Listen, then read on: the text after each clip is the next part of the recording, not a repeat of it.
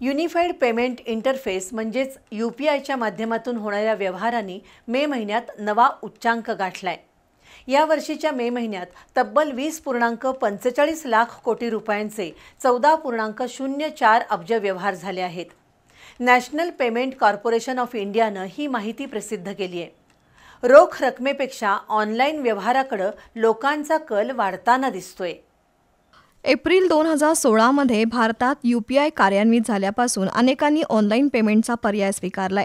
त्यामध्ये यंदाच्या मे महिन्यातील UPI व्यवहारानं उच्चांक नोंदवलाय। या वर्षीच्या मे महिन्यात UPIचे तब्बल 20.45 लाख कोटी रुपयांचे 14.4 अब्ज व्यवहार झालेत। एप्रिलमधील 13.30 अब्ज रुपयांच्या तुलनेत हे प्रमाण 6% वाढलंय। मे 2023 मधील व्यवहारांच्या तुलनेत यंदा मे मध्ये 49% तर मूल्याच्या बाबतीत 39% वाढ झाली आहे।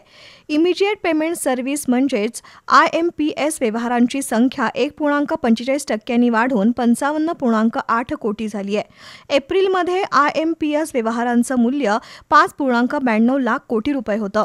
गेल्या वर्षीच्या मे महिन्याच्या तुलनेत यंदा मे 2024 मध्ये या व्यवहारांची संख्या 12% तर मूल्य 15% वाढलंय।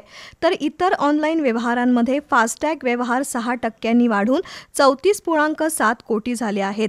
मे महिन्यात फास्टॅग व्यवहाराचं मूल्य 5,908 कोटी रुपये झालंय। एकूणच भारतात ऑनलाईन व्यवहार झपाट्याने वाढत असल्याचं स्पष्ट झालंय।